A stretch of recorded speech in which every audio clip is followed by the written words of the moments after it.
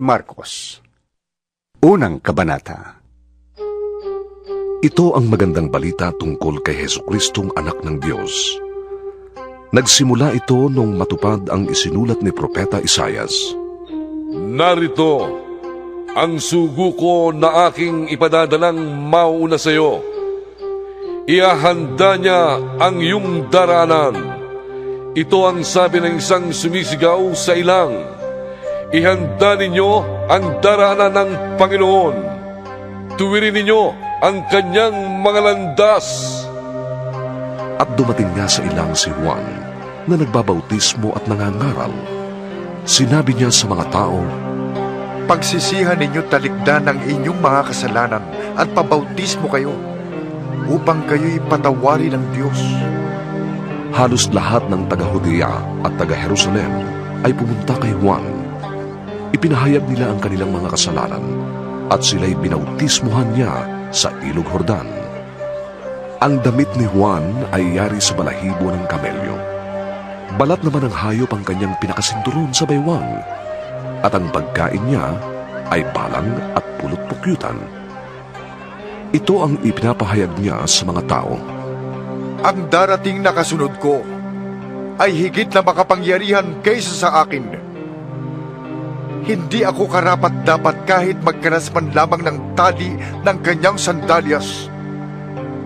Pinabautismuhan ko kayo sa tubig, ngunit babautismuhan niya kayo sa Espiritu Santo.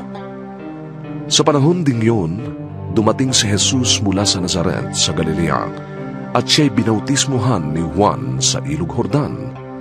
Pagkaahong ni Jesus sa tubig, nakita niyang nabuksan ang kalangitan at bumababa sa kanya ang Espiritu na tulad ng isang kalapati.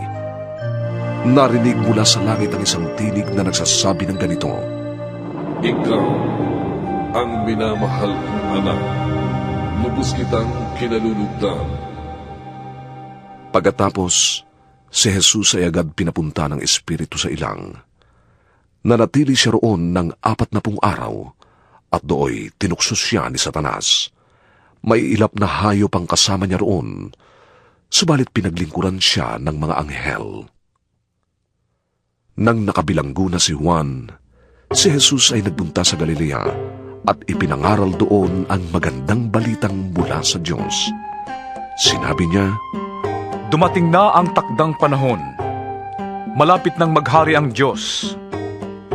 Dahil dito, pagsisihan ninyo talikdan ang inyong mga kasalanan at maniwala kayo sa magandang balitang ito. Habang naglalakad si Jesus sa tabi ng lawa ng Galilea, may nakita siyang 2 mangingisdang naghahagis ng lambat. Sila'y ang magkapatid na Simon at Andres. Sinabi ni Jesus sa kanila, Sumunod kayo sa akin, at kayo'y gagawin kong mangingisda ng tao. Pagkasabi niya nito'y iniwan ng magkapatid ang kanilang lambat at sumunod sa kanya. Nagpatuloy siya ng paglalakad at sa di kalayuan ay nakita niya ang magkapatid na Santiago at Juan, mga anak ni Zebedeo. Sila'y nasa kanilang bangka at nag-aayos ng mga lambat. Tinawag din agad sila ni Jesus at sila na may sumunod sa kanya. Iniwan nila sa bangka ang kanilang ama na kasama ng kanilang mga taong upahan. Nagpunta si Jesus sa Capernaum at nang sumunod na araw ng pamamahinga ay pumasok agad si Jesus sa sinagoga at nagturo. Namangha ang mga tao sapagkat nagtuturo siya ng may kapangyarihan, hindi tulad ng mga tagapagturo ng kautusan. Bigla namang pumasok sa sinagoga ang isang lalaking sinasaliba ng masamang espiritu. Siya'y sumigaw, Ano ang pakialam mo sa amin, Jesus na taga Nazaret? Naparito ka ba upang kami buksain? Kilala kita. Ikaw ang banal na mula sa Diyos. Ngunit iniutos ni Jesus sa masamang espiritu, Tumahimik ka. Lumabas ka sa kanya. Pinangisay ng masamang espiritu ang lalaki at pagkatapos ay lumabas na sumisigaw. Nang gilalas ang lahat, kaya't sila'y nagtanungan. Ano ito? Bagong katuruan at makapangyarihan pa. Nautusan niya pati ang masasamang spirito at sumusunod naman ang mga ito sa kanya. Mabilis na kumalat sa buong Galilea ang balita tungkol kay Jesus. Mula sa sinagoga, nagtuloy agad sila sa bahay ni Simon at Andres kasama sina Santiago at Juan. Nakaratay noon ang biyena ni Simon dahil sa lagnat, at ito'y ipinaalam nila agad kay Jesus. Kaya't nilapitan ni Jesus ang babae, hinawakan sa kamay at ibinangon. Noon di nawala na ang lagnat ng babae at naglingkod siya sa kanila. Pagkalubog ng araw, dinala kay Jesus ang lahat ng may sakit at ang mga sinasaniba ng demonyo. Halos lahat ng tao sa bayan ay nagkatipon sa harap ng bahay at kanyang pinagaling ang maraming may sakit, anuman ang kanilang karamdaman. Pinagaling din ni Jesus pati ang mga sinasaniba ng demonyo. Hindi niya hinayaang magsalita ang mga demonyo sapagkat alam nila kung sino siya.